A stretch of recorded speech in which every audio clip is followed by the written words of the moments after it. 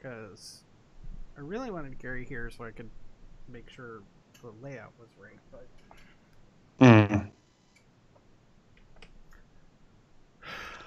do you need another? I don't know if I can do that actually. No, it won't work. Yeah, I was gonna say I could. I have Skype on my tablet and phone. Well, tablet at least. It's not going to do what I want it to do. Because it's semi-finicky. I'm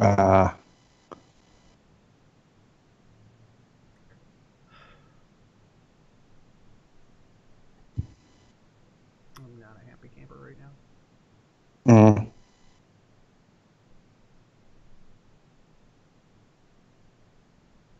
wish I could share a window, but apparently no, we can't share a window. I have to share the whole freaking screen. God damn it, stop it. Alright, let's try that again.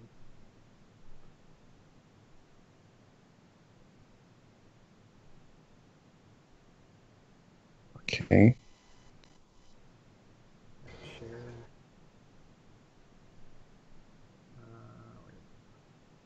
Can you hear this? Yes. Cool. Wait. Okay, never mind. Well, could you hear it or not? I heard it. Yes, after I heard it, I then heard myself. Oh. Couldn't you hear yourself? Was it something else? I hope it had nothing to do with what we were doing. So yeah. Okay, we're good. We're fine. We're fine. Everything's fine here. How are you? Where was I? Drew's online. Hi, Drew. Is that a gay gasp? Yes, the file is actually called gay gasp. Yes. Actually, I don't think the file does, but how I have it in my soundboard is listed as gay gasp. Oh my god. For very specific reasons. Because we're gay? No, because it sounds like a gay gasp. Anyways. Well, there's that too. I don't remember what the file's called. Doesn't matter. Not important. All I know is Gary's not here, so I am currently kind of confuzzled because I rely on Gary a lot. Gary. He'll be here as soon as he can.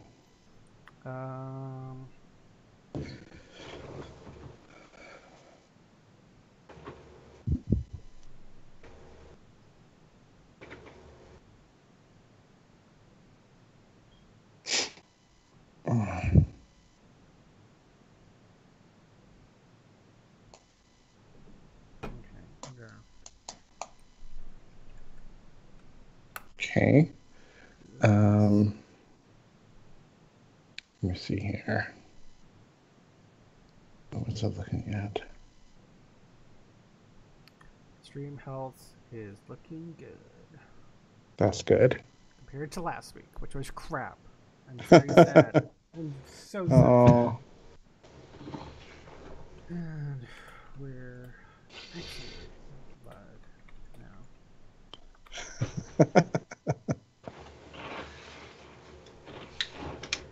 And we're live. Yeah. Uh-oh. What are you doing over here? Heroes.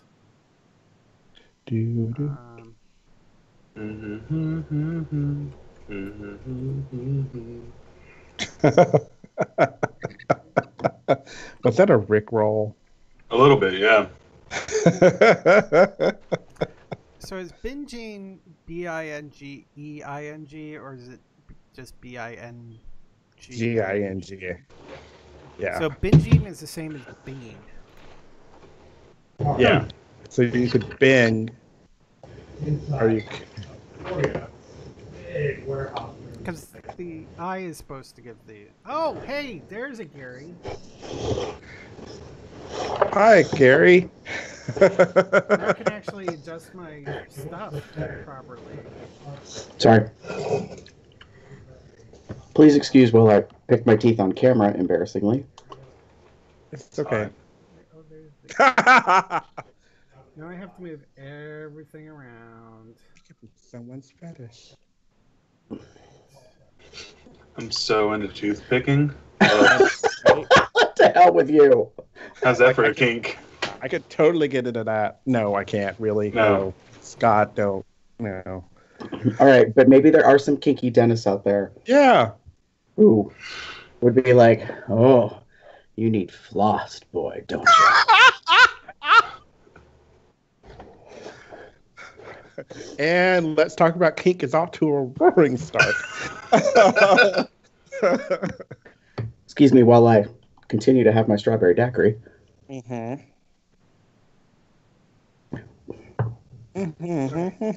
I have to do this full screen, so those people watching live and during the regular show, I'm gonna actually show you what I'm trying to do here. How do I sit on this? I think this is the first time I've had 4 people at a time on a show. I really need to have like an overlay where I can just like put everybody in their place. Underneath the thing, but that no, Put you in your place. Put you in your place. Something like that. Your way. No. Crack that open. Pour that in there. Oh. Oh dear. No. Uh-oh.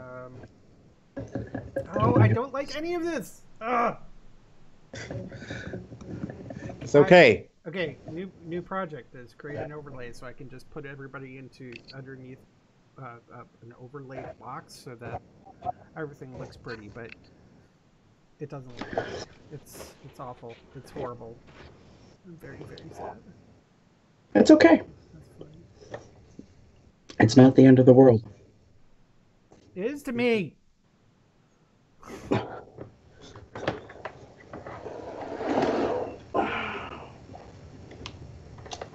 This looks awful.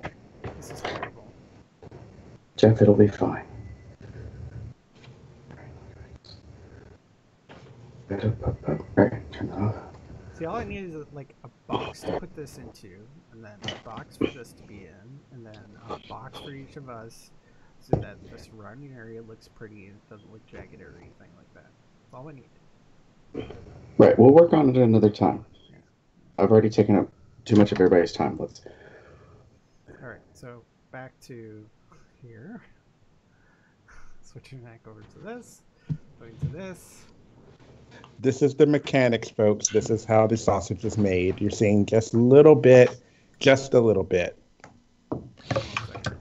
Well, they do say you should not see how the sausage is made. No, you really shouldn't. Why can't people hear me? People should be able to hear me. I'm seeing myself being heard. Or wait. Here. Well, someone said they could hear you. I mean, someone at first said, and then they said. Apparently, I was really quiet. Let me try something. And we hear Jeff Many now. mumbling mice are making mighty music in the moonlight. Mighty nice. Many mumbling mice are making merry music in the moonlight. Mighty nice. Many mumbling mice are making merry music in the moonlight. Mighty nice. Oh, they're saying he is super quiet, like church mouse quiet. Interesting. Getting better. Weird. Yeah. I can hear you just fine. Yeah. Well, yeah, but you're not important. Thanks. Love you! Where's that shade fan? Yeah, that's not cool. That's mean. It's okay. I get what he meant. I know what he meant. I mean, what I said. What I said. We also have to consider there is some lag in here. And this week, I promise, it's much better than last week. It's extremely much better than last week. Oh, I'm so sorry for last week. I should have actually just stopped the streaming before we started the show. But then I started the show, and I didn't want to. Anyways, long story. Anyways, are you ready? No, we're not, because I think Damon went away. I'm back. Oh, he's back. Okay, cool. I think we're good. All right. Let's do this, some bitch. Where's my thing?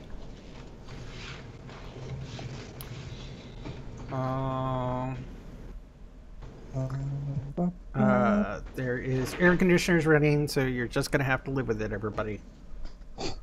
Okay. Yeah. About that. We'll get to that in a sec. We're not quite there yet. Another thing is, due to how the new Skype works, Ray, usually after the intro part, you may end up not hearing any of our sound clips. But that's just because the sound sharing is kind of a bunch of fuckery right now with it. So Understandable. But usually we could get through this first part where it's most important. So just, anyways. Okay, here we go. Are you ready? Yeah. Yes. And 3, 2. Who's your best? Wrong button. In 3, 2.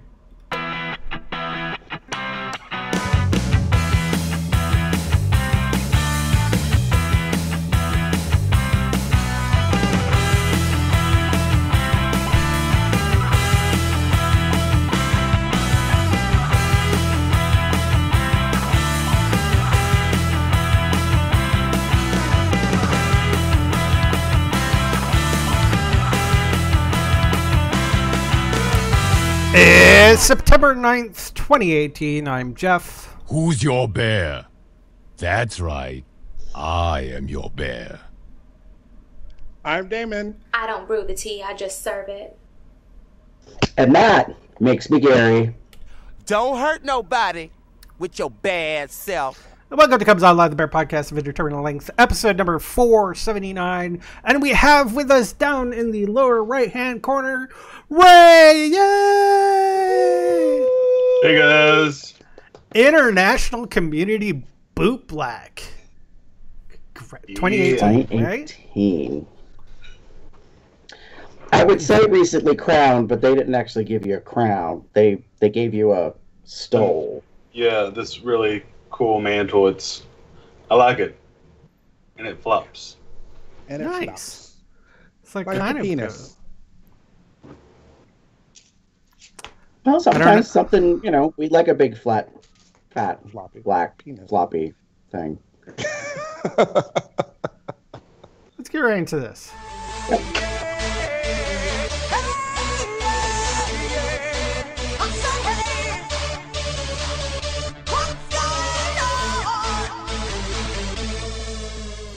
I worked! Woohoo! Spent 32 hours working! Kind of. It was like, training, but, stuff. Hey, But I got a sure. job. Something that I go to every weekday right now. Eventually, our little team will go 24/7, so wondering how that will go, but we'll see. We'll see. It'll be fine, I'm sure. But I'm just learning stuff, so Yeah. we'll be getting to there. I will be getting a free service because I'd be working here too, so I'm going to be very thankful for that. Although I don't know how much I'm actually going to use it, but it's free, so hey. Hey. It's Can't really complain that much. And during the off times, I've been catching up all of my Super Sentai and Kamen Rider from this whole year time. And I'm almost caught up, but just need to finish the current Super Sentai episodes up to the one that just aired today, actually last week's. Nice. So, Lupin Ranger versus Pat Ranger. I'm not going to say the entire title because it's basically 2 full Sentai team names, and they're long. It's the longest Super Sentai name ever.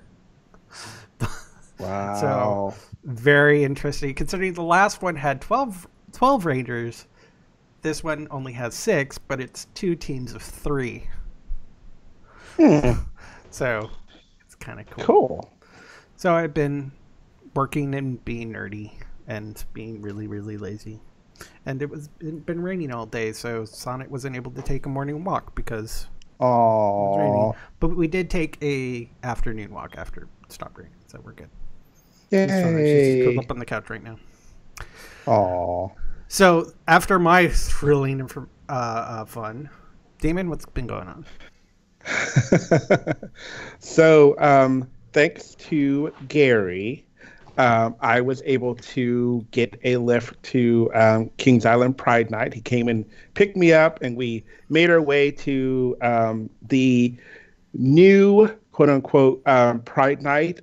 This is now under the organization Cincinnati Pride, where in the past it was under the LGBT Center. So it's a new adventure, as it were, but they kept it pretty much the same. It's the same first Friday in September.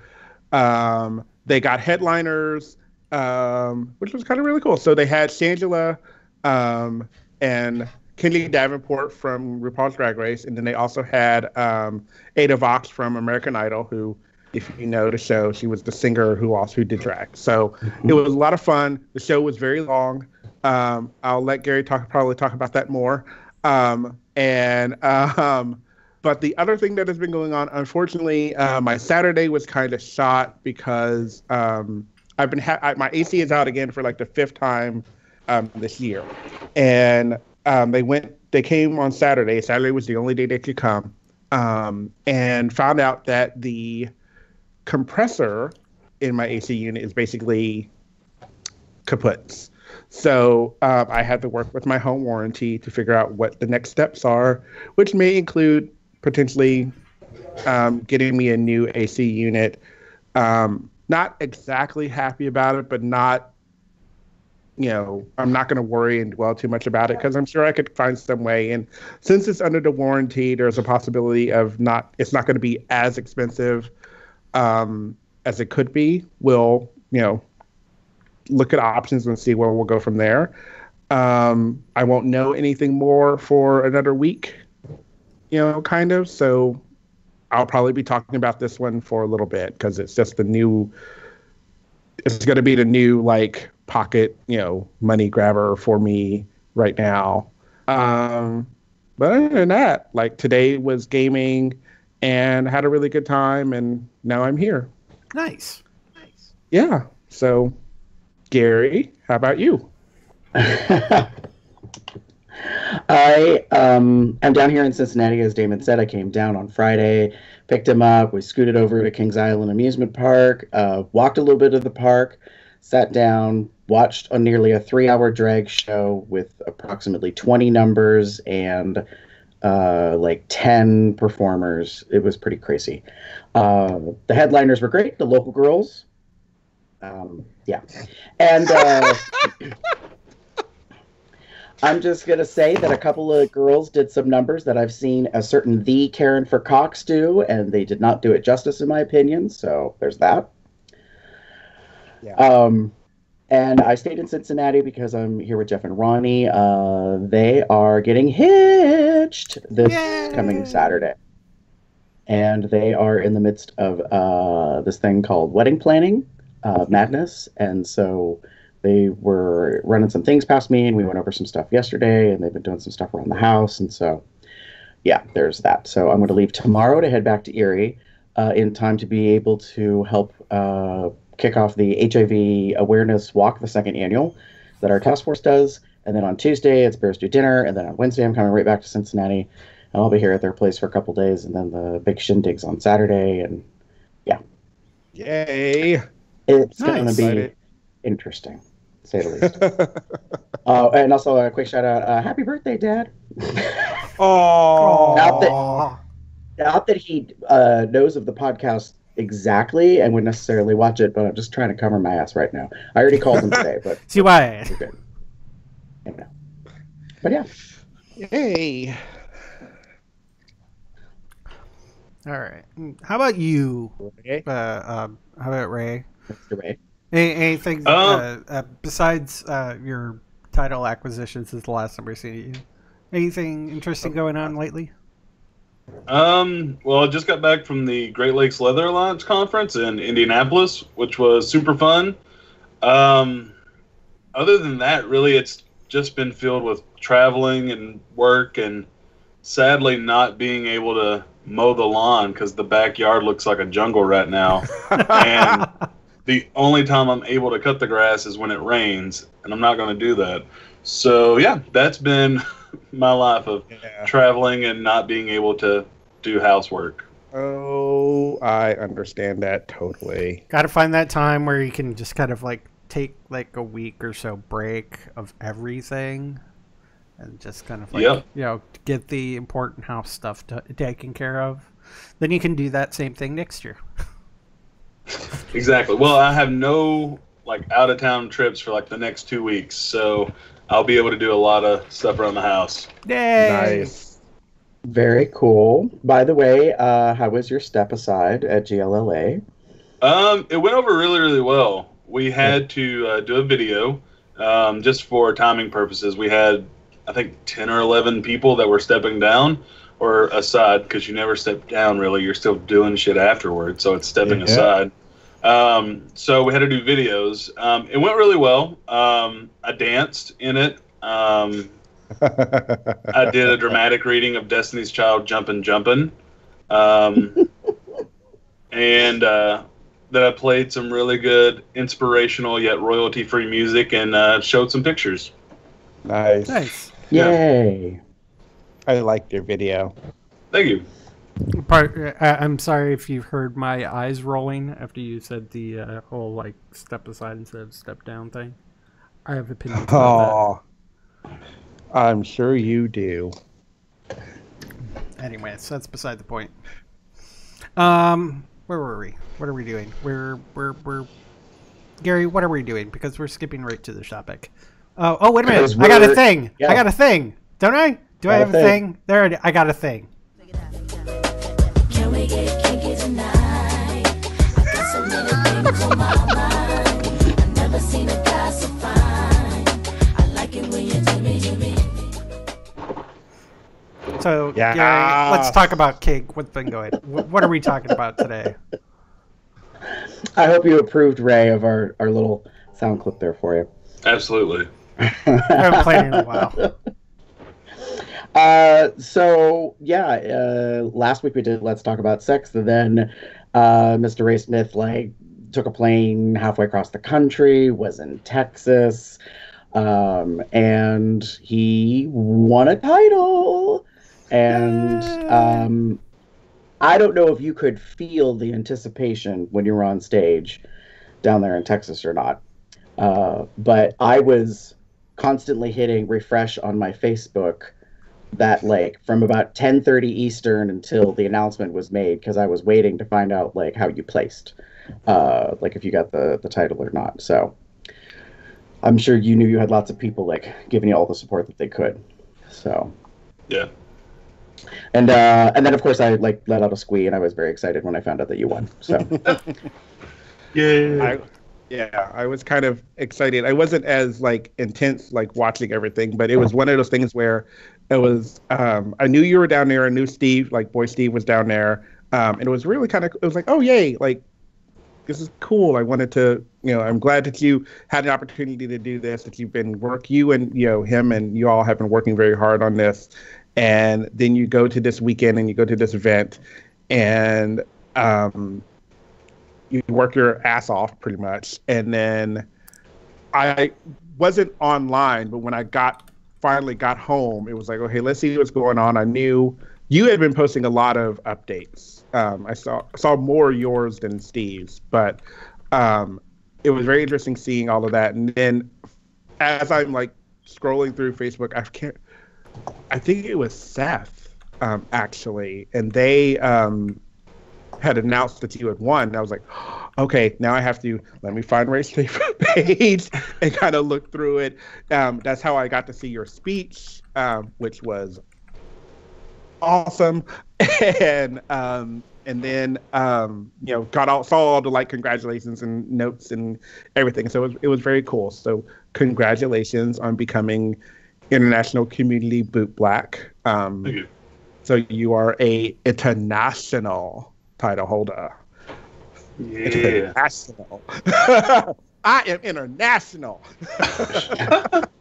Stepped the game, like, started on a, well, didn't start, but had a local title, then stepped up to national on the Bear Front, then ended up with a regional in Boot Black, and is now International Boot Black. So, well done, sir.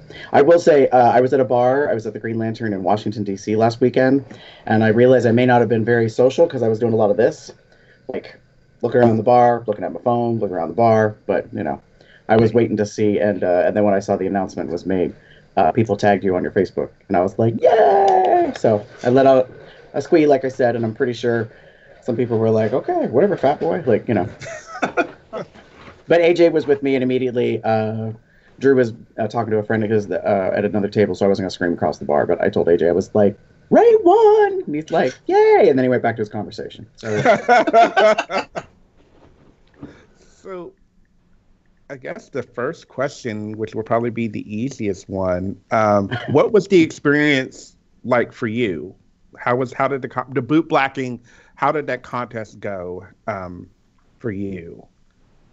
It was one of those things where, like, first of all, it was hot as hell in Dallas, and I was not a big fan of that, being a fat person and wearing leather. So that was not fun. But it was played out really, really well. It started off Thursday, and you know, we did like our little orientation. This is how you're going to hit the stage and all that. Then we got sequestered. That was the weirdest part. Was from 3 o'clock on to the end of that night, we were sequestered. So we couldn't go to our hotel room. We were in the ballroom, in a holding room, essentially, for the entire time. They would walk us all together to go get food to the hotel restaurant and then come straight back. And then every now and then, like, all right, if you got to go smoke, go smoke. If you got to go pee, but we're going to have someone backstage following you to make sure we don't lose anyone. So what? It was insane, but it definitely a lot of helped. management. Yeah. One moment. I think I may have locked my husband outside. So one moment. Sorry. That's all right. I promise this never happens. Well, what I want to do is take a moment to step back while Ray steps away and talk about boot blacking, because I think some people would be like, well, that's all great. You know, he's a very handsome man and he won a title, but what the heck is that about? So for those that don't know, boot blacking is the practice of caring for boots, shoes, and other leather apparel. The term boot black actually originates from approximately the 1800s. In recent years, it's been kind of increased in popularity as a term in the leather community, especially in terms of taking care of leather apparel, such as boots and other items. And boot blacks are typically seen mostly in leather bars or bars that have leather events. Now, if you're not necessarily sure what that may look like, another frame of reference could be if you've ever traveled and you've been to probably a bigger airport, you may have seen a row of like raised seats where usually gentlemen and sometimes ladies sit, and they're individuals and they're doing buffing and shining. And that's what we're talking about. Yeah. In this case.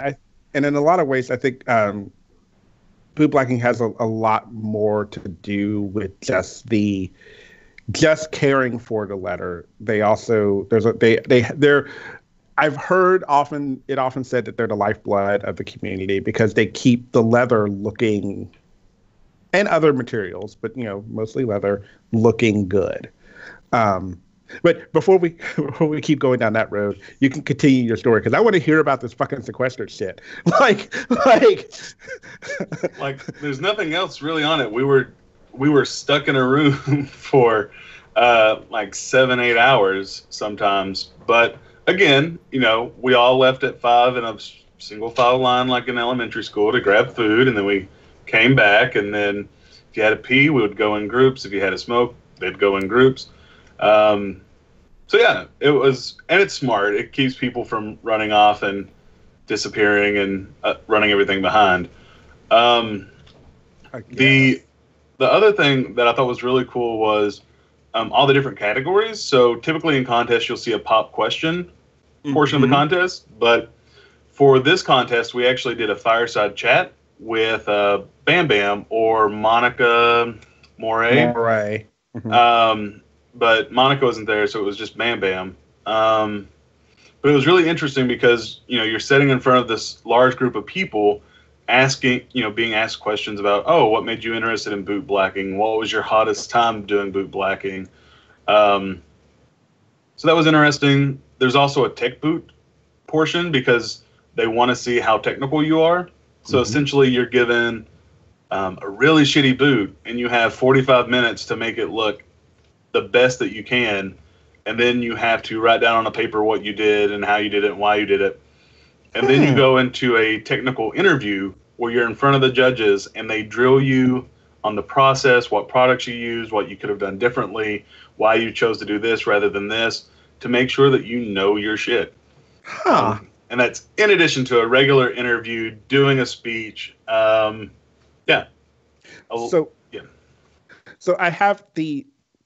I know the IML, IMBB process a little bit more. So with, did you do, I'm pretty sure you did actual bootblacking at the event. Yes. Okay. The difference though is I know that at IMBB, those guys are bootblacking for like 18 hours over the course of a weekend. Yeah. At this contest, we had 4 hours. Which, but the other thing is because we have, other than IMBB doesn't do a tech boot, they don't do that tech interview. So there's those extra components that we had to do. And we also had to do a demo, which you don't do at IMBB, which is showing off a sexual scene in front of people. So that was really cool. Interesting. That last part, Ray, was a part of the actual competition, the contest, category stuff. It wasn't judged per se, but the judges could ask you questions in the interview about your demo. Okay. So it's just a way of showing that you can be playful and that you can, because it's technically identified as a player's title, but also kind of like an education title. So they want to make sure that you can play. You can be that kind of playful person. Yeah. And that's what I have heard mostly. And I don't want to call that the main difference between an IML/IM, ILSB/ICBB. Did I get that right? Thank you. And acronyms. Anyway, so that's one of the main differences that I've heard often is that the title that you were a part of is quote unquote the player's title, meant that the guys are fun, sexual is kind of a part of the experience. Yep, and that's correct. Yeah. So one of the things I'm curious about, Ray, is I've been around the leather community for quite some time due to the bear community. Typically, when there were bear bar nights, they would take place for the longest time, they took place in men's bars. Men's bars being leather, Levi, bear, that kind of qualification. Sometimes dress code, sometimes not dress code. So if you were in those spaces, you might see a boot black setup, even though there may not be a boot black there. Or you may have some crossover between the populations, and you may also end up finding, if you go in and it's not a bear night, it happens to be a leather night, that there's boot black going on. What I'm curious about is, based on your experience, what do you think the boot black's place is in the leather community? And I phrase it that way because I don't see boot black necessarily in a DS kind of situation where people think in terms of leather that there's DOMs and SIRs and subs, and you do understand what I mean. There's not I think there is a power dynamic, but I don't think it's what people probably think of necessarily, and if they know some of leather, if that makes sense. Yeah. And so one of the things that I think is real interesting is, so for boot blacks, even a lot of times in the leather community, we're seen as being these just, it's a boot black. You come over, they'll get the piss and cum off your boots, and then you can go have sex. again. And that's kind of, for the most part, what people view us as, or the hairdressers of the leather community, because you come sit in our chair, we give you a service, and we hear all the stories, and then boom, you're done. But there is a lot of that power dynamic even in the chair, and I think that's one of the things that I liked so much about the International Community Bootblack route, because you can be that playful bootblack. You can, I mean, for example, I would take my horsehair cleaning brush and the backside of it that's flat and go into some cock ball torture.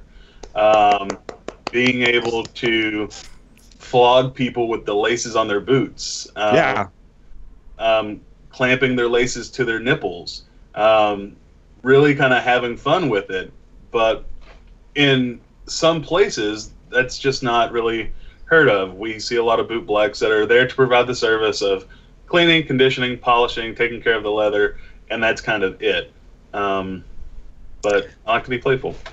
I have to admit, I am door number 2 or option B, like the latter of what you described. The whole first part, I was like, oh, I apparently have not been certain places of bootblack, because I didn't know about any of that. I was like, well, I'm apparently in very tame areas when I've seen bootblack done. So I will blush a little bit. So I have seen bootblacks be playful. I have seen bootblacks be very serious as well. It's all about, I think, for me, that bootblack and what they decide to do and put into it. However, the thing that I think I wanted to say was, while you are playful, you are still providing that service. You're still getting that boot clean. You're still getting that leather, conditioned. You're still polishing and doing everything. It's just you're a little bit more free. You're freer. You're having a lot more fun. You're allowing the other person to be involved, and I like that personally. Now I'm more into the kink community than like Gary per se, so it's one of those things where I've seen all that kind of that rainbow quote unquote of bootblacks, and it again, it's all about what you want to do with it. It's not as cookie cutter, quote unquote, as it's not really as cookie cutter as say you would think it is. The shoe shine person at the airport, as far as you're probably going to get the same amount of service, because they're all about production and getting people out in and out of the chair. Someone in a bootblack situation may have that same interest in just trying to crank out people, but there are some that want to do it and have fun with it, and depending on the person who's in the chair. You know. And the other thing though too is, like, the people who sit in my chair, it's not always going to be a sexual experience. I think our job also as a bootblack, while taking care of the leather, is to take care of that person. My goal has always been to make them leave my stand feeling better than when they got in. Whether that's through having a really great shine on their boot, a really hot scene with them, or if it's just like, I really like your shirt, where did you get it? And just having that kind of conversation with one another. It customizes to the person, really. And that last part that you talked about, Ray, is kind of what I'm familiar with, because I've been to bear events where there has been bootblack done. By individuals. In fact, you're one of your mentors, I believe, in bootblack, who has been on our show, Mr. Gabriel Majors, has done some bootblack for me. And the thing that I like, that I think you're also carrying on a bit in your legacy, but I think like you have brothers and sisters in bootblack as well that do this, is that there is an intimacy to it, in that there's a very much like a kind of tunnel focus, like one-on-one. Like we are having this moment together, and yes, there's things going on around us, and there are people and events and activities, but there's a lot of individual kind of hospitality, I guess you might want to say. Yeah, that's taking place. Hospitality. That's actually a really good way to put it.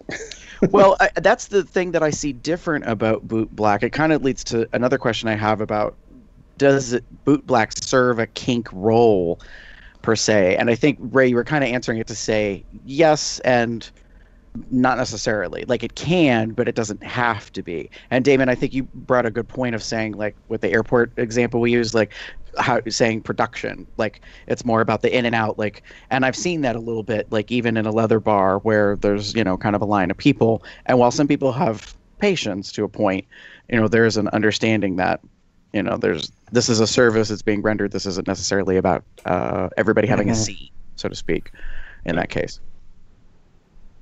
So what I'm really curious about, Ray, is how you would describe your journey in bootblack to today, because I believe, if I recall correctly from your interview, your starting in bootblack was not necessarily like something that came to you. I think others had to point it out to you.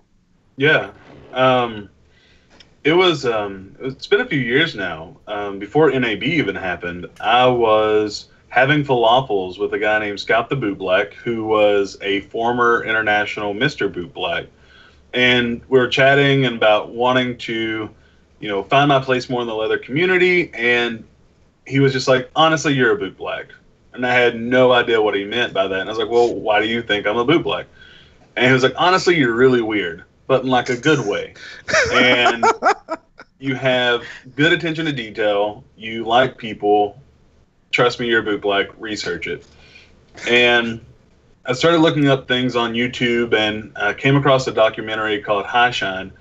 And it was a video that was done by Christina Court, who does some work with the Leather Archive and Museums in Chicago.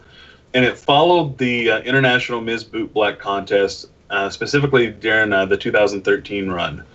And about halfway through the trailer, because it was just a little teaser trailer, like 7 minutes. So about 3 minutes in, I just started crying because I was like, this feels good. This is my calling. This is like, yes, this is where I belong. And, you know, right after that, I messaged Gabe and I was like, hey, Gabe, let's sit down and try to do some bootblacking, and I want to learn this. And as I just started growing and growing, and now here I am. So you basically get told by somebody, Ray, you're a bootblack. And you're like, I am. And then like had to, you know, get more information and learn about it. And then you reached out to Gabe.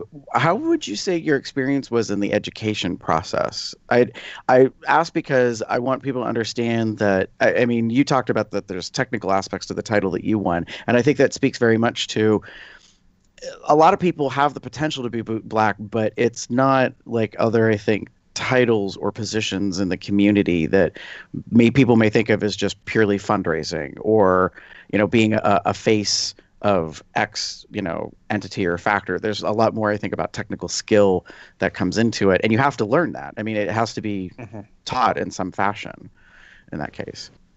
Yeah. So did you like do a lot of like class sessions, like going to events like Claw, or was it more one-on-one? I ask because I'm not aware. Like, for all I know right now, there could be like a 12-week bootblack course that happens on Saturdays in Louisville or something.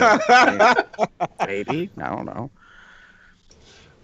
Well, when I first started, it was working with Gabe one-on-one. And typically in the bootblack community, there's two different ways that I've seen it happen. One, you'll have just an individual mentor that will work with you and teach you new things, or they'll have these things called boot labs, where a group of people from the community will get together and you'll have someone present on how to clean a boot, condition it, and polish it, and then you all work on leather together during that boot lab.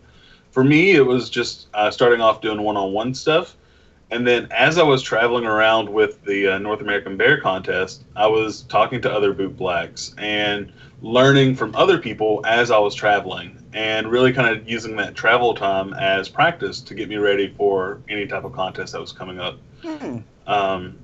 So yeah, definitely one-on-one stuff. There's group classes called boot labs. We also, in a lot of leather spaces, offer those classes as well on weekends. So there is a weekend course now. For a fee. Can you get this certification online? What the fee is, but I think DeVry is actually offering it next semester. Nice. Oh. You feel, well, that brings up an interesting point. Do you feel the internet can be a good resource if a person wants to learn more about it? Maybe not become a bootblack, but at least kind of get their knowledge fingers around it. You know what I mean? Like to think like, oh, I understand better what this thing is and what to expect if I was to have, a bootblack work on something for me. Yeah, there's actually a lot of videos on YouTube that can show kind of some basic bootblacking techniques. There are also Facebook groups for bootblacks that have questions on, if I ran into this scenario, what would I do? Or how does someone take care of this? Just so we can be able to build up that community and teach and grow. And baby bootblacks are more than welcome to join and learn. One of the things, too, that myself and some other bootblacks have talked about is offering video sessions on maybe something like a Workshop Wednesday, where every Wednesday we could go online and do a video and take questions and show processes and things like that, just as a way of building up the bootblack community, because bootblacks aren't always going to be in the area. If someone in southeastern Kentucky, there's no boot labs, there are no bootblack classes, so the internet is one of the best ways to do it. Yeah, it was very interesting. So I moved here, I want to say 16 years ago, and I wasn't a big into the leather scene, but once I got into the leather scene, I noticed very quickly, like, there's all these different factions. And then suddenly there was bootblacking. Like, there was leather, there was like DOMs and SIRS and whatnot. And then we got not an influx per se, but we got a few bootblacks that showed up here in the area. The closest one I knew was Gabe. And from Gabe, I met Bella, and from Bella, I've since, like, it's grown so much, like Seth and Zach and oh gosh, I'm gonna forget some names here. I feel bad, but I've met a few people. Well, Ray, yeah. But it's one of those ones where it's like, oh, cool. Like, I've met all the. It was. Oh, Scuff. Oh my God, I knew there was someone. Like, Well, I think the more to your point, Damon, is now there's enough of them in numbers that it is difficult to remember the names of all the bootblacks kind of in this area of the country. I will say this area being like Ohio, Indiana, Illinois, Kentucky, Tennessee, like this East Midwest. This area. And so, I mean, there's definitely been a growth. I don't want to say like an explosion per se, but definitely maybe in the past 5 to 10 years, there's been more individuals coming up and through the ranks. And there's a good question in the chat, but I think Damon partially answered the question. Are there women blacks? Certainly, yes. There's definitely women, but because this is a leather thing. This isn't necessarily a male gay thing or anything. Yeah. It's definitely a leather. Yes, and it's a really good question that Woofy did ask, because the first maybe 3 bootblacks I ever saw, like in a leather context, were all men, and then a woman was out at I think it was maybe a bear bar night at the one bar that used to operate in Pittsburgh, and the lower level was considered the leather area, and they had a bootblack stand, and I probably did a double or a triple take because I realized that's a woman. Like, and there was nothing wrong with it, and it's not so much that a woman couldn't be in the space, but it was very rare. And then on top of it, she was there for bootblack, and I was just like, oh, well, that's different. And I admit I didn't, engage her and sit down and have a long conversation. I'm pretty sure I probably wasn't wearing leather boots. But it was like kind of my first, like, oh, all right. And then now having gone to a couple of events specifically for Claw and seeing some of the competition and that, and being introduced through the community to other people, like, oh yeah, definitely. Like I think the whole spectrum is represented within the bootblack community, based on gender orientation and how a person wants to see themselves and be portrayed or talked to in that case. Yeah. And I mean, I'm the International Community Bootblack. We even have a International Ms. Bootblack title that's ran in San Jose, California. and actually the person that is over the preservation of all the leather history, like the actual leather in the Leather Archives of the museum, was the very first International Ms. Bootblack, Leslie Anderson, which was back from 1999. So all the things that are in the leather museum that's being taken care of is by that one individual person. And she is a hell of a bootblack. Yeah. And I think, you know, just so I don't know if anyone is asking this, but I do want to know, you do not necessarily need to just wear leather boots to get serviced by a bootblack, as it were. They can take care of pretty much anything that is leather, anything that is, I think some bootblacks actually are starting to branch out to do other materials. I've noticed several bootblacks handle neoprene puppy hoods because it's like, you know, because those kind of, they need to be clean. I mean, no offense, if you are a sweaty puppy, those things need to be clean. And and you know, but you know, it's leather vests, it's harnesses, it's jackets, coats. I happen, like, one of my earlier experiences with Zach was that he actually conditioned my flogger, like, while we were, like, I was in it was at Midwest Bear Fest actually, and he was like, "Oh, let me see your flogger," and he looked at it. He's like, "Can I condition this?" And I was like, "Sure," because I didn't even think that is something that you would do that for, and he did, and oh my God, it made such a difference. Right, and I think that's important to know that as a distinction or a recognition, in case folks don't know this, leather's great, leather's hot. It can be hot to wear. It is an animal skin. Spoiler alert. So, like, it needs to be treated in certain environments in certain ways, especially with aging, so that it can, you know, continue to have as much life as you can get out of it. And I think that most folks kind of don't know that. And it's been amazing to me to see individuals sometimes post pictures of the magic that a bootblack can do with leather that apparently has been mistreated or abandoned or forgotten or something crazy. And I just look at it and the before and after, and I'm like, surely that can't be the same thing. Like, to see something that looks cracked, crusted, like just, and like, some people in leather might cry over this, like, abused, you know, and misused in such a crazy way. It's a pair of boots that was bought like at a flea market or a yard sale, or you know, maybe had been donated to an auction, and you know, the sir who used to wear them is no longer around, and it was being kept, you know what I mean? And then it comes around, and I'm just like, that's crazy to me. And I don't know if Ray, you've had the opportunity to do any of that kind of, like, I guess, restorative type work with items or not. Yeah, that's one of the things that actually I really enjoy, and the tech boot aspect of the contest is just that. You're presented with a boot that has seen some rough days. So you're going to see those that have, like, the cuts and the gashes all the way on the actual part of the boot that may have a lot of dirt and mud, maybe mold even on it.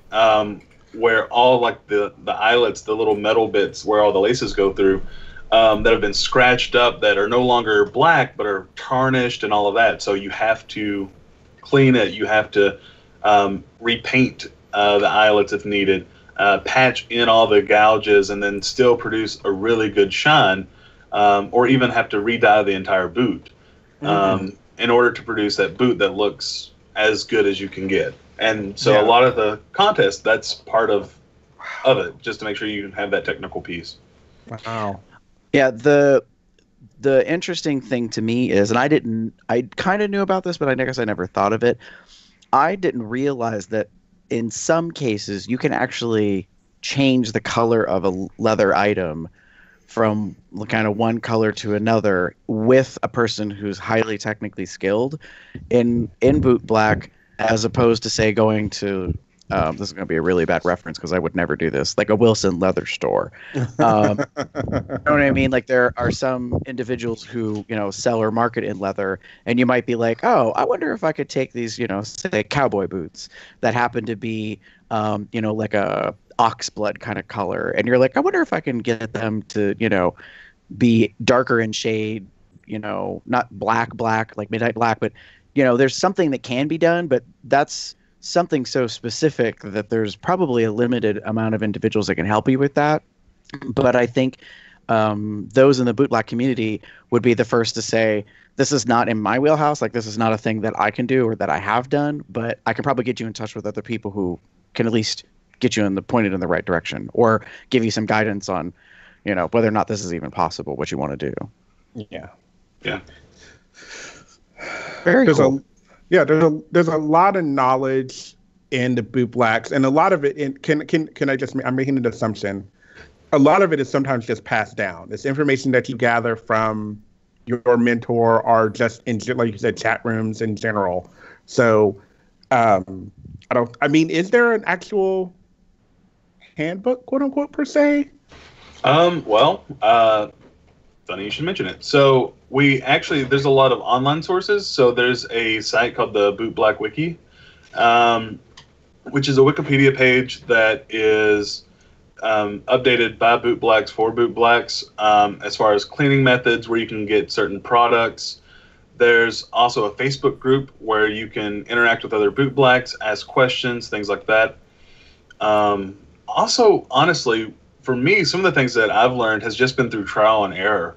And you see a lot of bootblacks that'll do that. They'll get a pair of boots from like a flea market or off eBay that are destroyed and say, what can I do to make these really, really bad? And what can I use to try to fix it?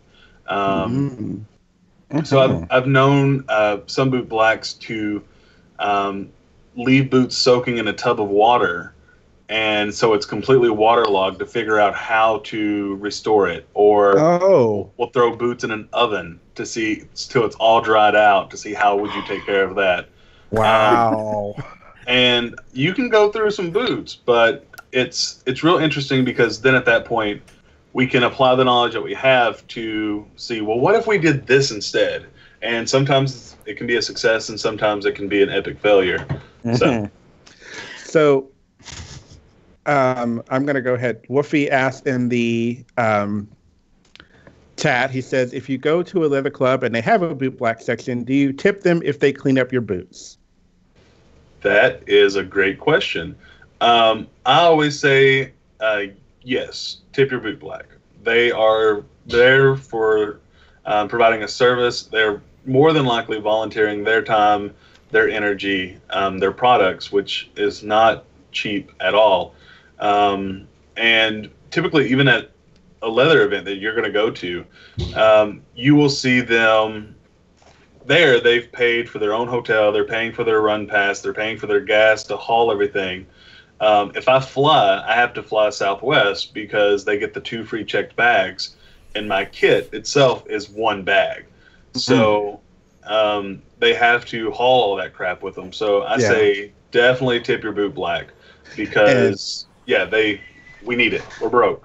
Yeah, and I was actually gonna kind of add on to that, like the as you mentioned, that it is a service, and it is something like they are using their stuff. Like, this isn't stuff this is material that will eventually, they will run out of and need to replace. So by all means, they need to have funds. Now, there are many bootblacks that do fundraisers, and their money some of it is given to charity. By all means, and I'm pretty sure usually the next question is like, how much do you tip? So typically, you make a donation, or you make a choice based on how you feel the service was, given. Now, some bootblacks actually do say, like, I want you to pay me this much. There are some that do that, and by all means, like, give that amount. And if you can't, talk to the bootblack and see if they can maybe do something for you outside of that. If you can't afford it or whatever, by all means do so, because they may be able to provide some assistance or give you some information so that maybe you can do it yourself. It's all about um, paying what you feel is owed, you know. Correct. We live in our American society where typically services rendered have a gratuity to them. So if you think of, you go to the barber or to the salon, get your hair done, you get your nails done, you get your claws, on your paws done. If you have something done in that type of a direct one-to-one kind of service situation, then yes, you probably would give gratuity. What to give is up to you, what you feel is appropriate. I want to say this, like, I didn't know that I was kind of aware of the concept of bootblack, just didn't have a name for it. My dad, when I was a little kid, would get the kiwi polish and, clean up, like, scuffs on, like, boots or, like good shoes and that kind of stuff. Bootblack is like that, but on steroids. I'm just going to put it that way. So therefore, the equipment that's used, the accessories, all the product is also kind of at a different level. So, because I think I once made a reference to kiwi in front of a bootblack, and I think I got side-eye for it. Just gonna say. I mean, to be fair, if you can buy it at Walmart, it may not necessarily be the best product. So I will say, actually, kiwi can do a damn good shine if you know how to use the product. So, yeah, that's fair. Don't let bootblacks shame kiwi. Well, that means they're not good enough. Like, they're not good enough to be able to work with kiwi. I mean, they have to improve their skills. Well, I think you have to be fair. I mean, in context, this is probably like 15 years ago. So I was, not only, baby bear, but also was probably just, like running my mouth or whatever. So, take all that into account as well, I guess. So we've had a couple of questions from our live chat. And actually, Bray, because you were coming on, we wanted to give our entourage, our online audience, an opportunity to come up with some stuff. If you're game to answer some questions that we didn't put you through ahead of time. But being that you're a title holder and you've kind of been asked questions live on a microphone, I think you're going to be okay with these. Yeah, totally. Damon, you want to go ahead with the first one? Sure. Get back to the document. There we go. So, what would you recommend to someone interested in starting bootblacking but doesn't know anything beyond that? I would say go to the internet for sure.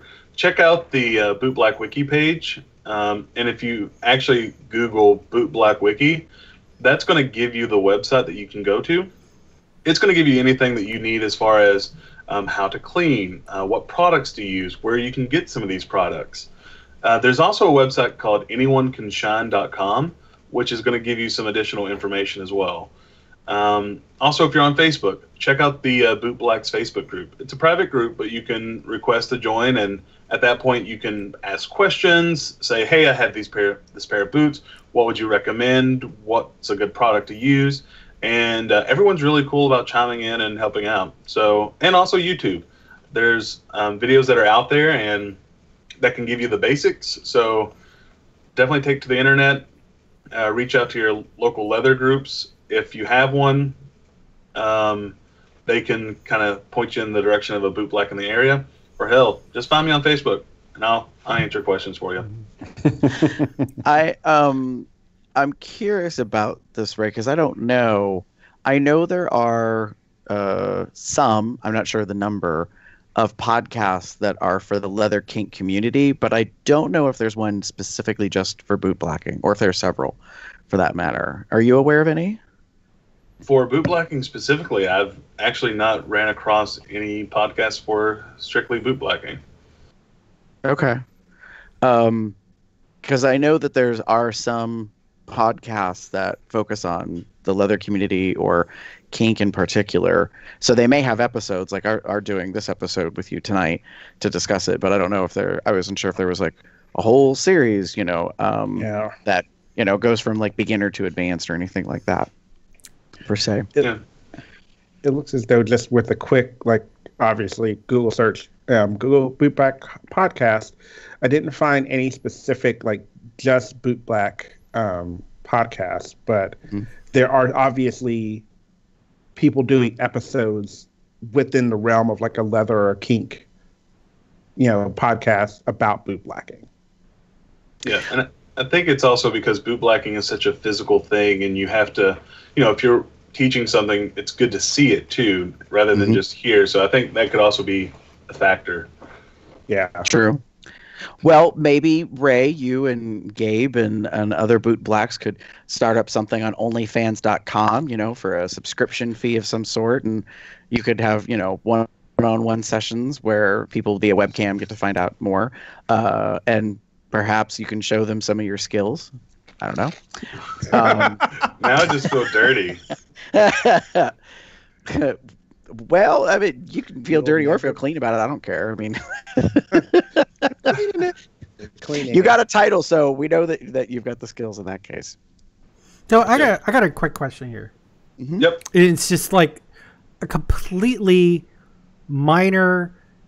I don't know how important it is, but when you're talking about bootblack or bootblacking, is it proper to put it as one word or two words? Typically one word. But what happens sometimes is autocorrect will change it to bootlicking, which is kind of the same, but it's typically one word. So I'm glad that actually Jeff asked the question as our producer, because I was confused when you won the title. I kept seeing ICBB as the abbreviation everywhere. So in my head, well, abbreviations, you get a letter per word. So we, put the doc and everything together, and I start going online, and then I actually typed in bootblack to see what like a Merriam-Webster definition could come up. And I actually got 3 versions. I got all one word, and then I got hyphenated, and then I think there was boot and black, and it was basically saying like all are acceptable, and I was like, that is not helpful. Like it is, but it isn't. So I think I'm glad Jeff asked it, because I think we want to make sure that people understand, I guess, if they're going to Google search it or I guess write it out, what the best preference is. And not to pick on your title, but the abbreviation was what led me to think it was 2 separate words, and then I was like, oh, maybe not. Now I don't know. Well, and it's fine. I mean, like, even for International Mr. Bootblack or IMBB, it's that, or IMSBBA, International Ms. Bootblack. It's yeah, it's weird, but I think it's more to just because if you do like IMB or ICB, it just seems kind of it's not enough. Like it feels like it's lacking. In the pronunciation, it's bootblack. It sounds like 2 separate words anyways. So, and I think there's plenty. I can't think of anything off the top of my head where even in internationalism will have a combined word which they use the first for each. So, yeah. So on your nice handy dandy sash that you're wearing there, it looks like it has bootblack on the left side there. Is it all one word or is it 2 words? It's all one word, it looks like. Yeah. So, it looks like. So despite all of our art in the way the title of this episode shows, I am deeming the official Cubs Out Loud version of bootblack should be one word. Yeah. But we're not going to worry about changing art or anything. We determined this during the show, so whatever. But bootblack. So if y'all want to go online and make comments, go right ahead. But you should have listened to the episode up to this minute so you knew that we corrected the record.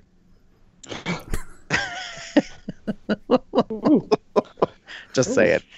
I do want to recognize Woofy has another question in the chat, and I don't know how much, Ray, you have insight on this. He said, is bootblacking called by any other name? In particular, Woofy happens to be in Australia and isn't seeing anything necessarily that references that. So I don't know if you can really answer to, like, in other countries if it's known by something else, or if there are synonymous kind of titles or words that have been used. Actually, so there are typically the term bootblacking is used. Australia is slowly getting there. There's not a lot of bootblacks there, but I'm on my phone. I'm not on Grindr or Growler, but the reason why I'm on it is because there is some events coming up actually in November in Australia, and I'm actually, fingers crossed, I actually may be going to. Oh. I know. You're an international man of title. Look at you. So it is. There we go. So in November 16th to the 19th, there's an event called Geared AUS. I'm assuming for Geared Australia. And then the weekend after that, November 23rd to the 26th, there is a Melbourne Education Bootblack Intensive. So it's kind of like your Bootblack boot camp. And I'm hoping to actually maybe be there to teach that. So if you're in the Melbourne area, then November 23rd to the 26th, there will actually be Bootblack classes held there. So you can learn from some really great bootblacks. I'm hoping to go, and I know the current International Ms. Bootblack will be there. The current International Mr. Bootblack will be there. And so hopefully I'm going to be able to be there too. So you'll have all three international bootblacks there teaching. Nice trifecta. The Trinity, yes. And I think maybe both of those events are happening in Melbourne, both weekends. I believe so, yes. Okay. Yeah, no, that would be pretty cool. At least that's one resource that can be looked into in that case. Yeah. Awesome. Yeah, because like Damon had said in our live chat, the only other thing that I could think of that, at least in America, is an equivalent to bootblacking that people might think of is like a shoe shiner or shoe shining. But that, to me, is a very limited scope. Like, that's probably what people think of when they see those individuals, like, in the airport, let's say, or in transportation hubs, is that they're not necessarily doing, like, repair or any intensive work. It's most likely they're just, cleaning up your shoes, put a shine on them, so to speak. Yeah. Right. Well, you got to start somewhere. Very true. Speaking of starting somewhere. Go ahead, Damon. Sure. So the next question we got from the entourage says, for starter bootblacks, what products should be avoided like the plague? I would say Pledge. I've heard people using Lemon Pledge to make a really good shine. I would say don't. It's going to look real shiny, but what's going to happen is it's going to seal up your entire boot and it's going to destroy it. So you'll never be able to clean it again. You'll never be able to take care of it or work on it. So it's going to really damage the boot. I would say other things to avoid. Oh, gosh. Some people will talk about putting like a conditioner on it and putting it in the oven, especially if it's a new boot, to loosen it. Don't do that. Unless you're trying to make practice materials for restoring things. Yes, but even then, though, don't. You're not baking cookies. Don't put the oven on 375 and wait 20 minutes. You gotta keep it on a low temperature. There's a method to the madness. So yes. Probably shouldn't even put it anywhere near the oven until I'm going to say one of the worst things I've ever seen someone using, that I have seen someone use, not a bootblack, just someone in general using to clean their boots. They were using disinfecting wipes, like the Clorox disinfectant wipes, to clean their boot. Yeah, I'm not saying that's a product that you should use. I don't know. I don't think I would personally consider it as something, because to me it may have a bleaching agent. It may have a not necessarily a cleaner, it's obviously, disinfecting way, so it's like maybe alcohol or something along those lines. Yeah, like I've never ran in or heard about disinfectant wipes, but like I could definitely see that could be a bleaching agent to it. The other thing, though, is I'm wondering if what they're working on is like an actual leather boot, or if it's like that PVC boot that you may see like a Doc Martin, where it's super shiny and looks almost plastic, where you could just do a quick wipe and call it a day. But I've never seen disinfectant wipes actually. Yeah, that's interesting. Yeah, Well, it was scary. Like I was like, what are you doing? Like, well, that brings up a good question. I think the layperson could do potential damage by grabbing a random household product to clean a leather. Probably footwear is the most common thing because it's got dirt or something on it. And they might not think like, oh, well, it's just 409 or Windex, like, do you know what I mean? Or my Mr. Clean, dry eraser, for scrubbing walls and whatever. Do you know what I mean? Like, I think they might not realize that actually some of those products can be pretty caustic and you would be better off with perhaps just like mild soap and water and like a regular rag, so to speak. Right, and actually, so fun fact, you had mentioned the Mr. Clean Magic Erasers. That is actually really awesome to use on colored leather, like yellows and reds, and garment stuff. If you get it just damp enough and lightly go over like any like scuffs, that can really actually help take off the scuffs without super damaging the leather. Oh, okay. Yeah, so there are some things, but you just gotta ask. Yeah.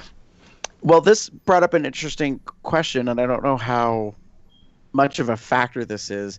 What is your perspective, Ray, on waterproofing? And I ask that because I think some people, when they get new attire, like especially footwear, and they've spent a healthy bunch of coin on it, because it's real leather and, it's a good quality, they might be inclined to be, one of the first things they want to do is be like, ooh, I need to protect this. So they think they need to use like a 3M or something of that sort to make it waterproof so that it would be easier to clean later or prolong the life. But what I don't know is how good that is a decision or how bad a decision, or if it kind of depends on other factors. Well, I think one of the big things, though, is when you seal it up completely, you're sealing up the pores of the leather, too. So being able to get that kind of cleaning is going to be difficult. And also, one of the things that, it's flesh. It belonged to an animal. So whatever it takes in at some point, it's going to start pushing that back out. So all the chemicals and toxins that are going into that boot, as it gets older and it's getting worn more, that stuff's going to come out. And so that's why I've always kind of suggested, stay away from like trying to do like the old Scotch guard on the boots like you would do on a couch or something like that. But depending on the boot itself, so like a lot of the polishes and stuff like that can help keep from watering to like really kind of messing it up, but still allow you that opportunity to clean it. And even some of the conditioners that may use like a beeswax can help repel water. Without that overall sealing it to keep anything from happening to it. So there's some things you can do to help keep it safe without completely that potential of damaging the boot pretty bad. That's fair. Yeah. The last question we got from our entourage was, what are some do's and don'ts as a bootblack customer? So as a person who's having bootblack work done, what do you think are a couple of things folks should know? Like, hey, this is cool, and please no. One of the do's is definitely tip your bootblack. Even I would say, and we talked about it a little bit, I always recommend if they're just going to do a standard clean and condition on your boot, throw them like $5 or $10 if you can afford it. If not, just talk to them about it. If they're doing like a shine or anything like that on your boot, 10 to 15. If they are doing some extensive repair, if they're going to have to dye your boot some while you're in the chair, if they're giving you new laces, if they're going really in on it, I would recommend tipping higher according to like what they're having to do to your boot. But definitely tip your bootblack. If you can. If you can't tip them, discuss it with them beforehand. I would say also, don't be a dick. There's a lot of people that we do have women bootblacks and those that are, just bootblacks that don't identify as male. So be nice to them as well. A lot of times we run into, especially in the leather world, where it's predominantly cisgendered gay men that they want only a man to work on their boots. But we have some damn good bootblacks that do not identify as male, and they can give you a much better shine than what a lot of guys can. So don't be a dick to non-male bootblacks. Also, automatically don't think that you're going to get a scene every time. It depends on the bootblack, how they're comfortable with you. And also, don't think that bootblacks are instantly submissive when you do have that scene. We are providing a service, so it does come off sometimes of that service headspace, but bootblacks can also be really dominant as well. And I've had a few scenes where I've been the dominant in that scenario, and yeah, people don't expect bootblacks to be doms. And the other thing I would say is don't assume that bootblacks are just bootblacking and that's all they can do. We do provide that service and we do a damn good job at it, but we can also do so much more for the community rather than just working on leather. Whether it's throwing on a wig and doing bearded drag, or if it's selling raffle tickets and Jello shots, we do it because we like the community and we like to provide that service. But it's not the only service that we can provide. I totally agree. Yeah, I mean, I think that's really well said. Go ahead, Damon. I was just saying one of the other dues is, listen to what your bootblack tells you. If they give you some advice on how to care for it, or if you ask a question, if you're not willing to listen to the answer, it kind of sucks that you've kind of, I'll put it bluntly, wasted that person's time.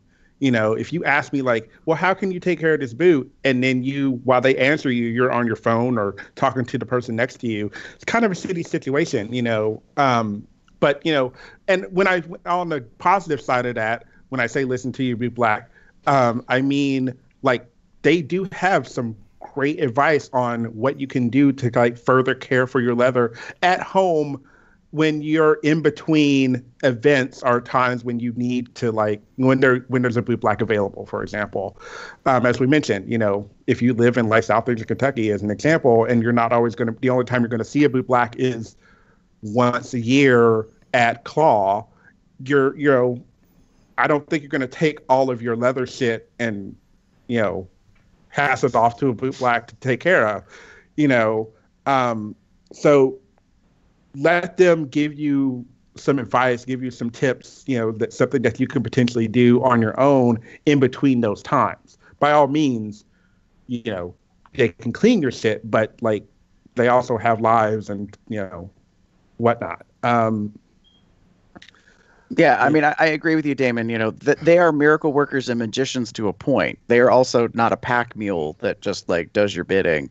They're human beings, and you need to treat them with that respect that needs to go with that. And Ray, I'm curious about something before we wrap up here, because I haven't seen this happen. So I'm wondering if there's like kind of a social etiquette issue about if you see a person that's doing bootblack and like them, or maybe they've done some bootblack for you at that event.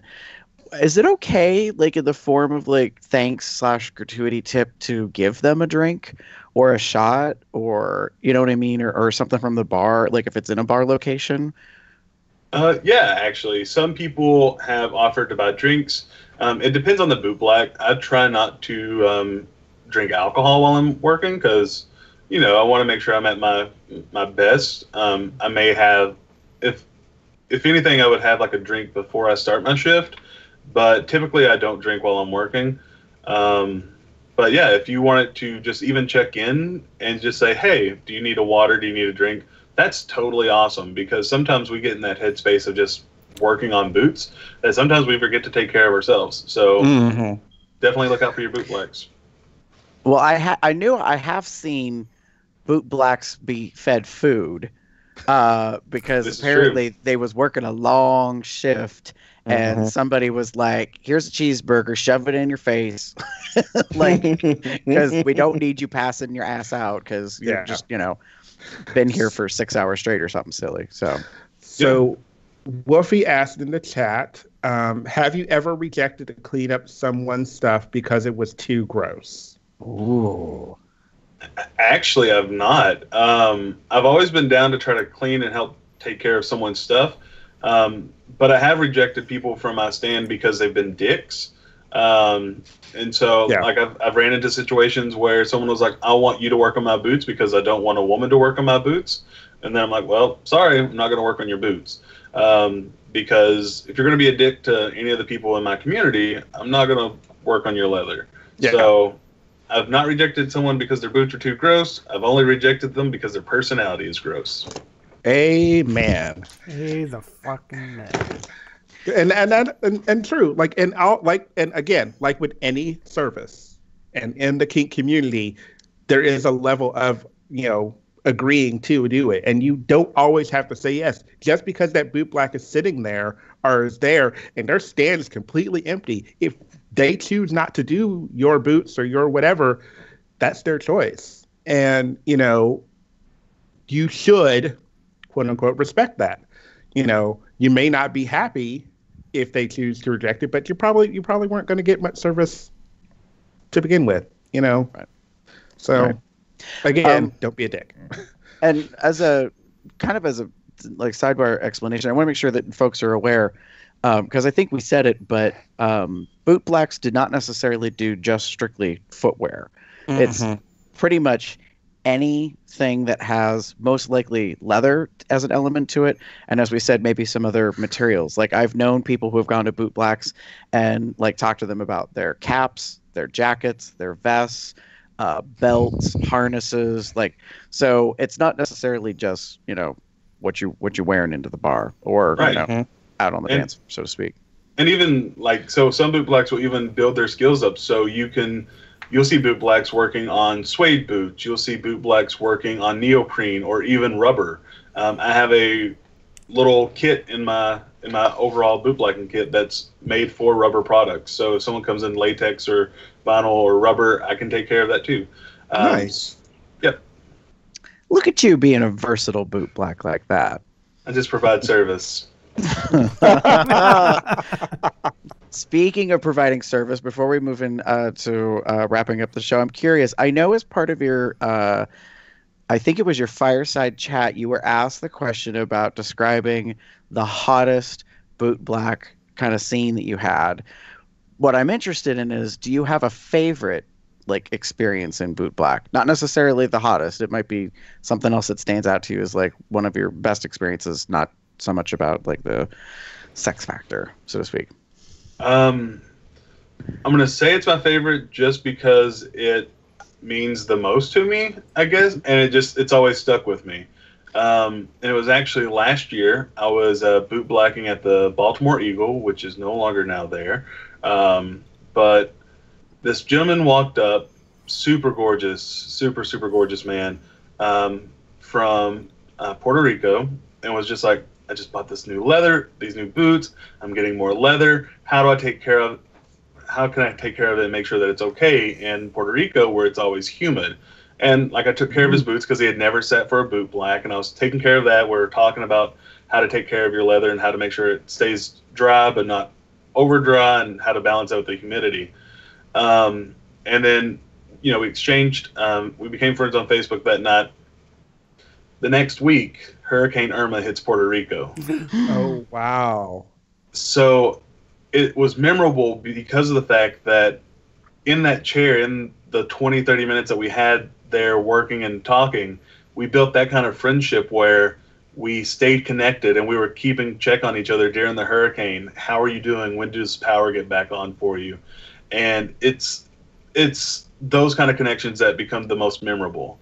So, nice. And even then, trying to provide help on, well, this is how you can dry out the boot if it's now waterlogged, and just really kind of help out. So that's probably my favorite one, just because of the connection that was built. Sweet. That's pretty awesome. I guess I never imagined that. That would be the type of connection that happens. And I consider myself probably part of the average person that wouldn't think to look at somebody who's providing the service that it would go to that level per se. So I guess that's a big endorsement. When you have a bootblack and you like them, not only do you tip them, maybe slip him your number or send him a DM on the socials. Mm-hmm. After their shift is done, they might be free for providing other kinds of service. Yeah, Ding, ding, ding, ding. just maybe. I don't think that's ever happened before. No, I'm a classy lady. As he throws his leather stole over his shoulder. Yes. Such flair. Good deal. Is there anything before we move into wrap-ups that you wanted to talk about Bootblack specifically, Ray? Honestly, it's been a really awesome journey to do this and learn and grow, and I really hope that we start seeing more bootblacks kind of come out of the woodwork. And I think, having this exposure and being able to be on the podcast with you guys to talk about it is a great step in the right direction. Hey. So I would say, so thank you all for letting me do this, and hopefully it touches some people out there to look into bootblacking and to learn and grow. Yeah. Yay! Yay. Hey, do I just want to talk about Dick? Sure.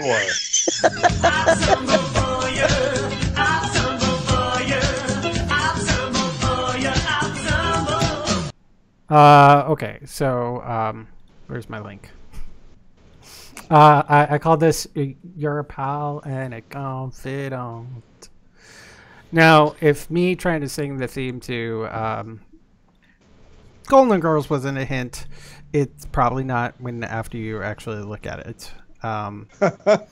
Wow. It's a very, very sexy black bear wearing what it says on the front are granny panties, and on the back are caricatures of the Golden Girls. So Ray can see it. I put the link in our Skype chat because he might actually find this interesting. Okay, I have to get really close to my computer now because of this. I clicked on it. Oh, it's Fantagar. Oh, I like Fantagar. He is a very, very beautiful looking man. I just will admit I would never have known that this is the type of man that would wear these. It's slowly loading. That's okay. Thanks, Spectrum. Not a call out. No, really, not a call out. Well, you can say that. Oh, fuck. Safe search is on. I'll have to look at it later. Sorry. That's Aww. Well, when you turn your safe search on, you can save it to your spank bank, maybe. Yeah, Nice. Very cool. I've been following him for a while. He's quite handsome, and yeah, it's a great picture. And the granny panties are hilarious. I like the Miami theme to the and then the back. So they're all to kind of like amp up the Golden Girls factor. They're also all holding cheesecake. Nice. Yeah, like I didn't even notice that. yeah. I didn't look that closely. Didn't look that closely. Yeah. I was just admiring the roundness of the booty. But I just got it. The back of the panties is all the Golden Girls serving cheesecake. aha. Because they're serving cakes. There you go. There you go. Cakes. Cake. Category is cheesecake. Nice. Moving on. And Damon, what is your Tumblr pick this week? So this was a very interesting gift that just randomly showed up on my Tumblr feed. And it's a guy basically peck fucking this other guy. And even the caption says, I've done this with a girl, but never with a guy. And honestly, I have done this before, but it's a very good gift. It's a very good, interesting picture. The bear getting The bear that you Topped? see their packs, yeah, basically, is a very sexy daddy bear. Nice nipples, and the cock looks very interesting. And it's just he's trying to lick it, and I kind of like that. Like It's these are not like the regular like moob fucking sort of things. These look like very muscly yeah, pecs. yeah, So it's hot. It's yeah.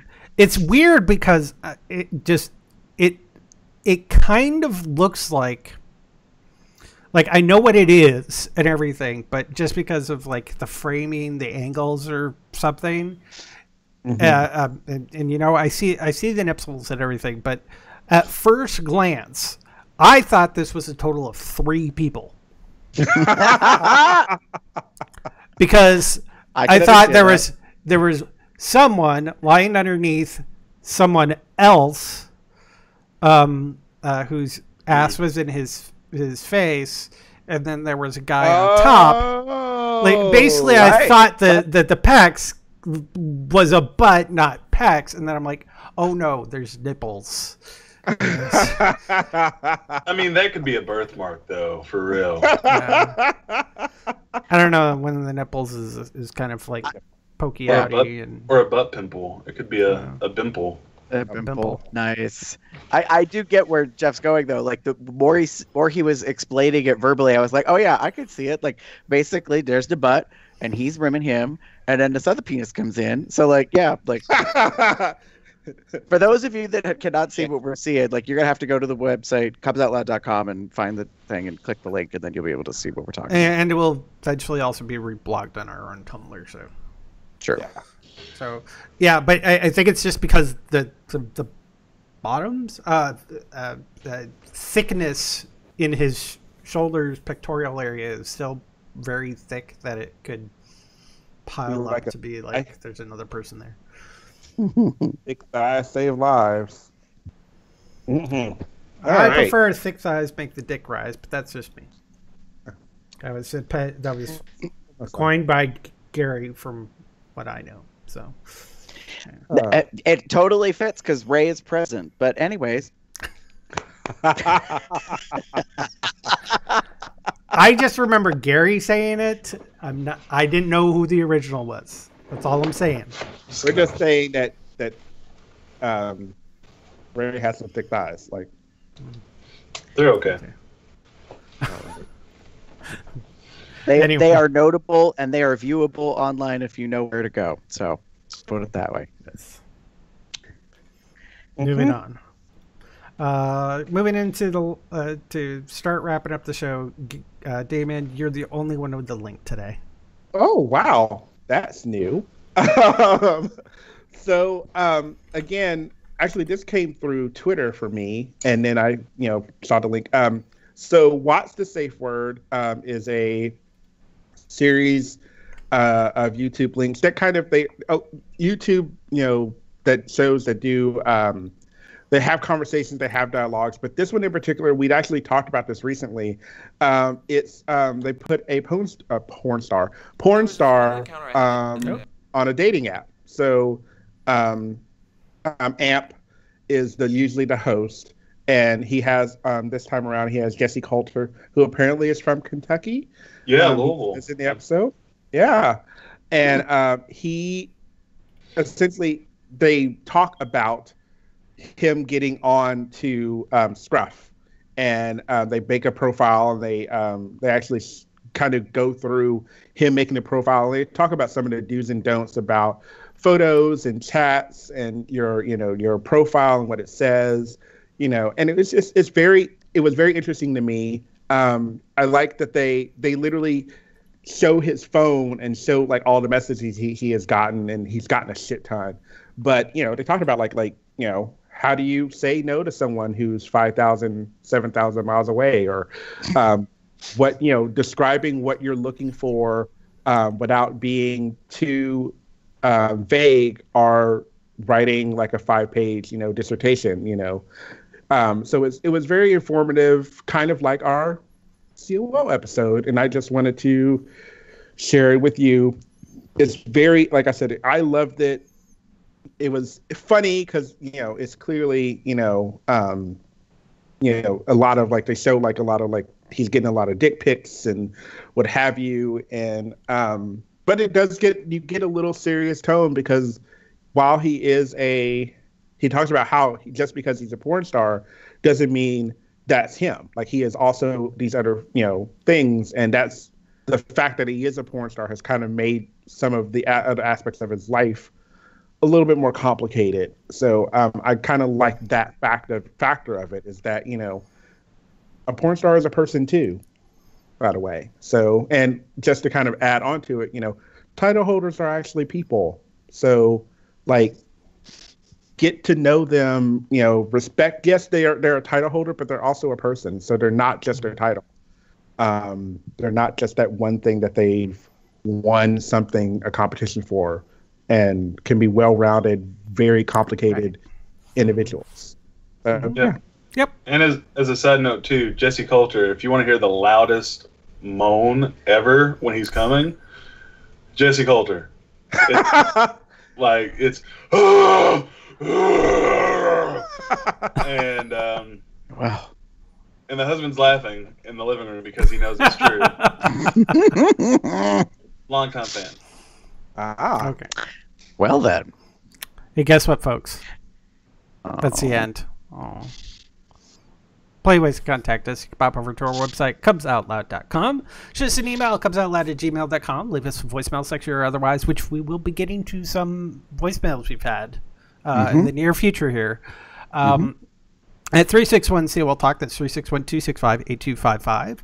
You can follow us on Instagram, Facebook, Tumblr, Twitter, Google+, and, of course, right here on YouTube at Cubs Out Loud in the appropriate place as the URL. You can also join us in our social entourage chat. Hey, that's where we got some of our entourage questions from. That's at tinyurl.com/telegram-COL. We also have a calendar, so once we've nailed down when we're doing these shows, you can subscribe to the calendar at tinyurl.com/calendar-COL. See a pattern here. And don't forget our merch store at zazzle.com/cubsoutloud, where you can get one of these version 3 logo t-shirts, or like Damon's wearing a Consent is My Foreplay leather shirt. Or you could happen to purchase a shirt that happens to have the definition of the word bear run that came from our illustrious guest today on a previous episode of Cubs Out Loud. So we thank you very much for that. Yeah, talk about full circle. There are plenty of different things. And don't forget, you can customize all these. So if you want to put your name on the back of the shirt or in the front of the shirt or something around where our stuff is, you're very welcome to do that once you go in to purchase it. You should have a customize button. I did that with one of our Proud Out Loud shirts, put my name on the back. So plenty of things you can do there. Also, you can become a patron. We thank our patrons. Last week we got paid for September, and we have October coming up soon. We've had some changes.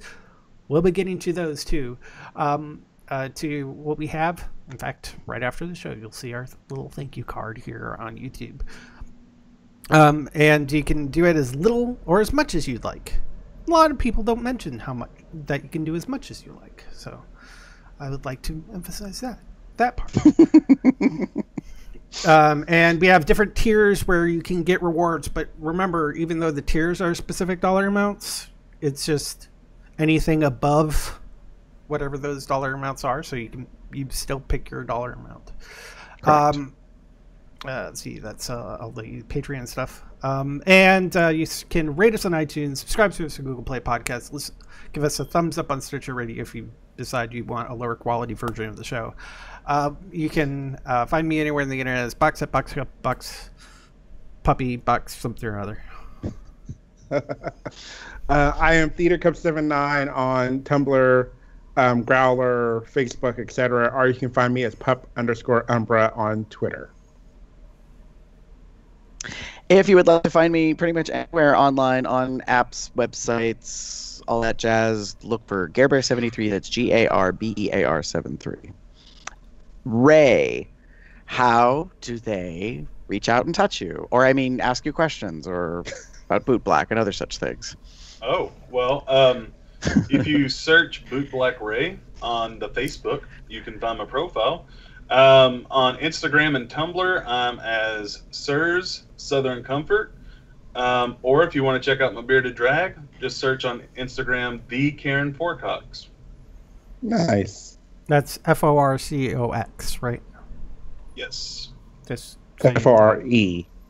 FORECOX. Just to make sure people spell it right so they get the right one. Correct. He's a man of many, many talents. And with that, say good night, everybody. Good night. Good night, everyone. Have a good one, y'all.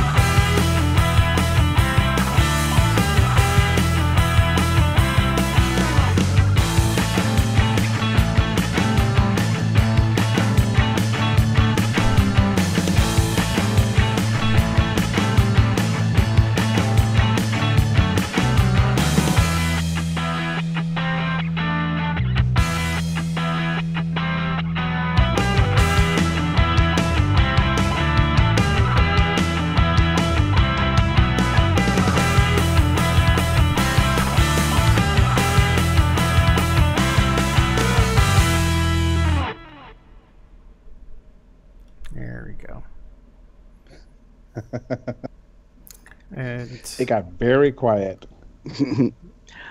It goes obviously without saying, but will be said. Thank you very much, Ray, for coming on tonight and being our guest and answering all the questions and handling all that stuff. Yeah. No problem. Thanks for having me. And thank you for getting all dressed up in your title stuff, and that was an extra nice effort that I appreciate. You look amazing. No problem. I'm currently not wearing pants and my shirt's half buttoned, so just from here up looks great. Oh, that's awesome. And no one can even see that. Yeah, well, honestly, like while I sat down, like half my shirt popped open, so it's just all exposed. Just this and some boxer briefs. Oh, fancies for everybody. I think people are very, very sad because when they heard you were pantsless, they didn't expect the lack of that you were actually wearing boxer briefs or anything. Oh, so yeah.